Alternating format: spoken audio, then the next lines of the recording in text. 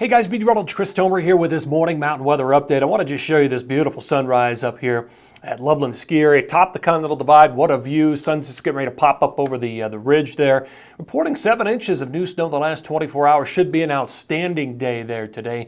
Let me take you to Utah. Crystal clear. This is from Solitude. Look at how pretty that sunrise is. Those pinks, those colors. And you've got snow, heavy snow coming. Starts up this afternoon, continues tonight, and throughout the day tomorrow and into the 21st. You've got some seriously heavy snow coming to the Wasatch. All right, let me take you over to my bullet points this morning. Here's what I am seeing. So we've got feet of snow ahead, major snow. California, you've got heavy snow continuing now through tomorrow. The Wasatch, heavy snow this afternoon, starts up, continues through the 20th and the 21st. Tetons, light to maybe moderate snow this afternoon through tomorrow. Colorado, light snow tomorrow, 220, and then a moderate snow coming in on 222.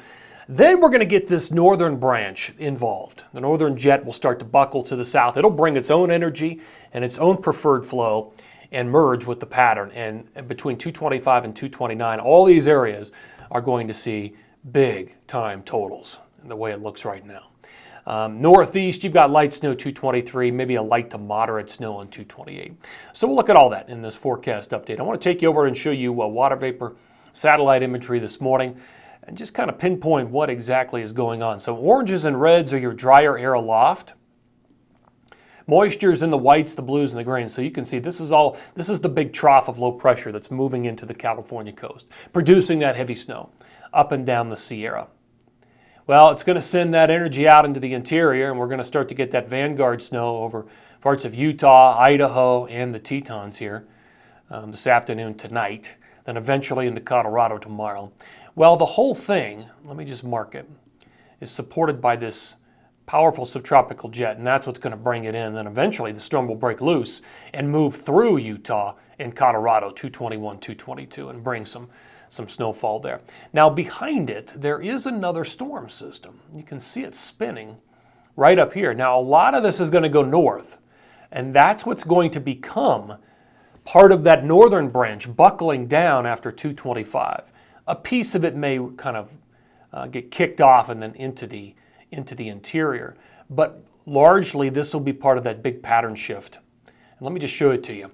Here's the forecast radar. Here's the forecast jet stream. This is the end of day today. You can see the big trough sliding into California. By tomorrow afternoon, tomorrow night, it's squarely right at the California coast. And then it makes its move, boom, right through Utah, Colorado, 220, 221, and 222, where it will snow, and then it begins to move away. You can see the next trough moving towards California. That's that big low. It spun off a little piece of energy, and now it's moving towards the coast. A lot of the energy is going to go to the north, though, with the northern branch, and then watch what happens. On about 225, here's where we start to see the pattern shift and break. Northern branch comes in. Southern branch is there. A little bit of a merger. We've got energy in both pieces, some colder air sliding in, and a nice preferred flow here. Look at 226, west-northwest flow orientation, cranking out the totals. 227 kind of reloads. Here comes the next storm sliding in with the northern branch. Guys, this is a really powerful pattern. If this holds into early March, we're looking at a solid March if this holds. Certainly the start of March if this pattern holds. Okay, here we go. Let's put some moisture on this. This is 5:30 today. You can see the snow, the wave of snow, the vanguard snow over the top of the Tetons, Idaho, and the Wasatch. Eventually, some of that slides into the central and northern mountains of Colorado by tomorrow morning. All right, here we go. Tomorrow afternoon. Here's 221 at 5 p.m. At this point, the low is starting to make its move out of California. And by 222, it's through the Four Corners, starting to see the snow over the top of the Wasatch and also central and northern mountains of Colorado. There is somewhat of a little bullseye over the top of northwest Colorado with snow totals as well. Of course, the Wasatch is also a bullseye. All right, here we go with 222, end of day. It comes to an end. Now we're in the waiting phase for the two pieces, the two jets to start to do their thing and merge. Here we are. This is 226. Big wave of snow coming south. Tetons, Wasatch, Colorado, Idaho, Pacific Northwest, BC, 226 in today, same thing. Next storm system, powerful flow, 227, 228. And that's not the end of it. You can see the frontal boundary. This would continue into 229 and into March as well. So again, if this hangs on into March, we're looking at a good start of the month. Okay, let's look at the latest numbers I've got here. So new grand total map. Grand totals by late 228. 50 inches, not out of the question for Little Cottonwood Canyon. 40 to 50, big, and about 30 up there around Park City, Snow Basin, Deer Valley. In Colorado, you can see that purple bullseye. Anywhere in purple's over a foot. You can see it western and northwest Colorado, 1 to 2 feet, maybe a little bit more around Steamboat, Buffalo Pass, Cameron Pass. But again, that's a 9-day total. A lot of snow in the Sierra. Of course, that's happening now, tonight, tomorrow. A lot of that. 1 to 2 feet in parts of Idaho, about a foot up in Montana. Look at those numbers. So the numbers in the Pacific Northwest have trended up, especially in Oregon. We're looking at, I've got 60 to 70 inches now.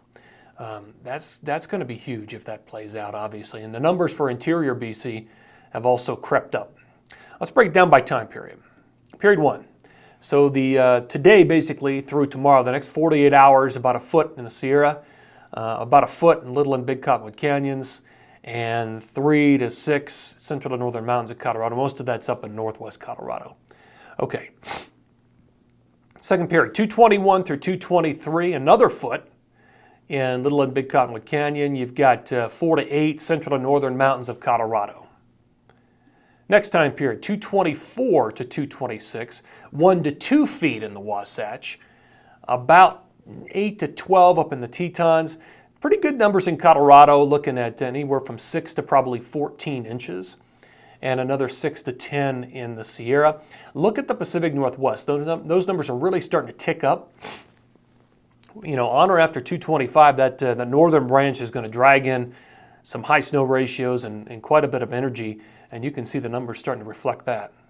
Okay, final time period, 227 through 228. This would likely continue past 228 because the storm is moving out of the Pacific Northwest, but you know, at least a foot up there in the Tetons, parts of Idaho, 6 to 10 in Montana, big numbers in Oregon potentially. Okay, one last stop. Into the northeast we go. Pretty light stuff, a little bit of snow on 223, and then potentially maybe a more meaningful storm around 227, 228, but that's likely going to do it. Pretty light stuff. Here's the grand total map. We'll end on this, and all I can say is we've got a lot of snow ahead, guys. Thanks for tuning in here. Always appreciate it, and take care.